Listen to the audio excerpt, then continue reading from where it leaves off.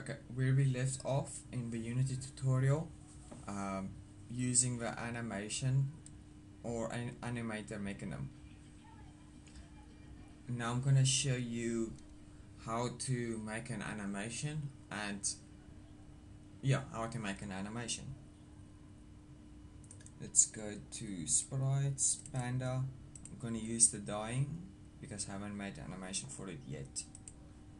Now in the animation tab, make sure you select the game object that you want to animate. I made Panda my main game object. You'll see I have idle, right, left, jump and dancing or dance. Just click on create new clip, give it a name. I just want to relocate the location, it's under scene. Here we go. And dying.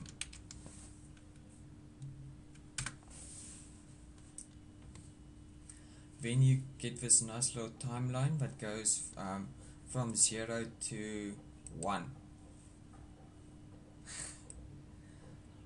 with a weird 55 there, but it's because it's 60 samples, 60 seconds or milliseconds, whatever you want to call it. Okay, you go to add property, sprite renderer and sprite. Just to show you, if you don't have sprite renderer in that options, just make sure you go, just minimizing this, use it for testing.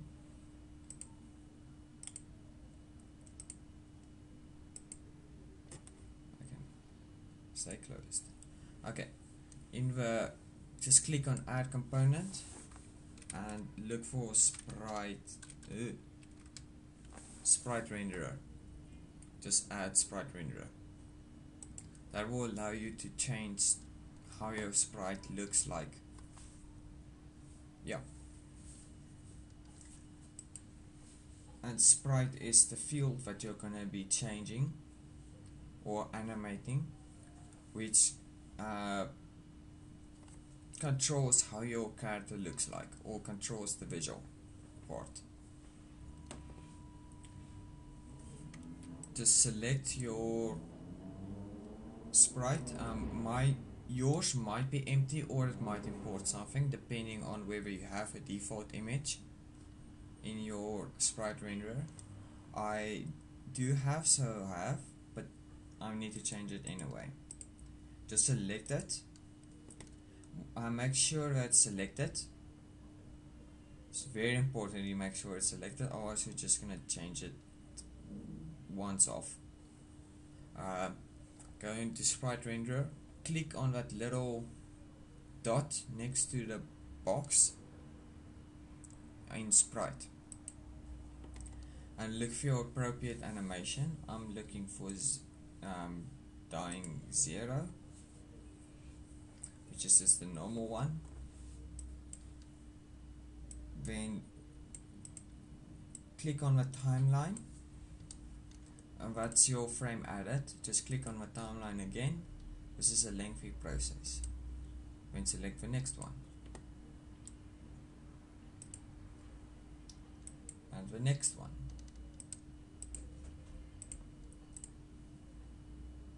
and the next. I'm just gonna pause the recording and just finish adding them. Okay, once you've added your entire animation, you can space whatever you want as long as you want it to be. You control the animation rate for the motion or animation. So if you press on the play button there, you can see how your animation would look like when you play it, or when you how your animation would look like. I hate mumbling. So like dissolve skull, and you can adjust the length of certain areas if you want to emphasize certain aspects. I like keeping it this way.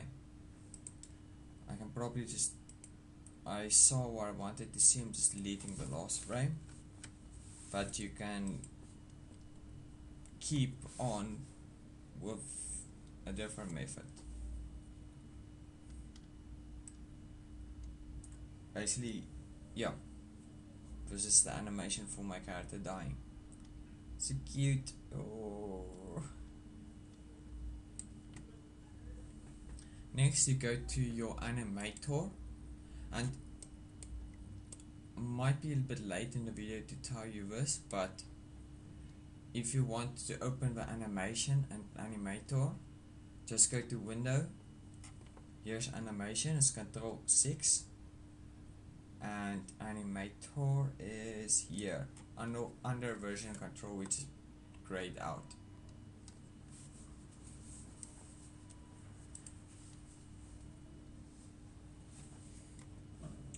In your Animator,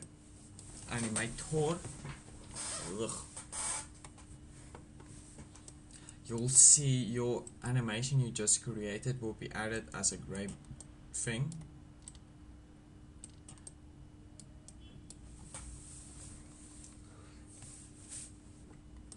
A gray block. Just saving, Control S. Remember, save regularly, Control S. If you right click the orange block, which is the default animation or the default block,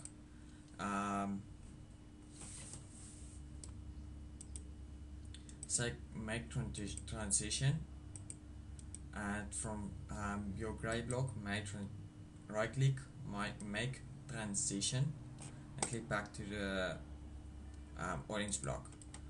What would most probably happen is your first animation would be your default one,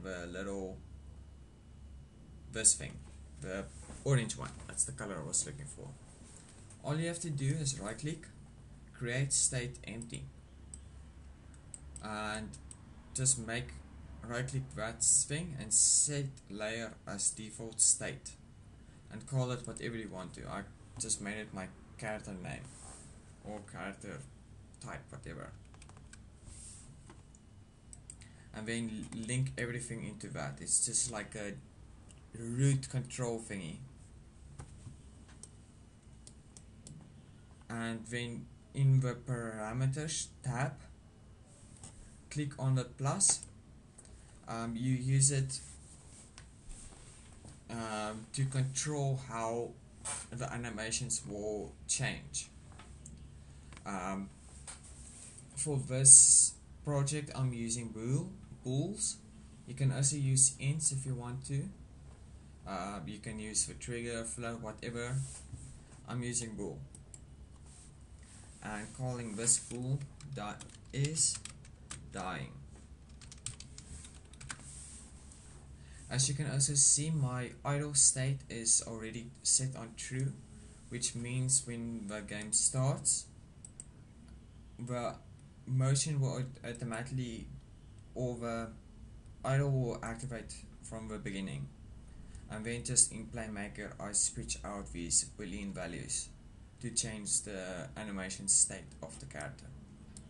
So if I go into this arrow, from my default towards my dying, I want the condition, click on the plus, dying is dying, true, and from is dying I want it false to go back into normal panda. Where's my there? Basically this means when is dying is true, my character will die. When it's false, he will not die. We'll go back to idle. And that's basically using, okay, that's setting up your animator and animations. The next video tutorial would be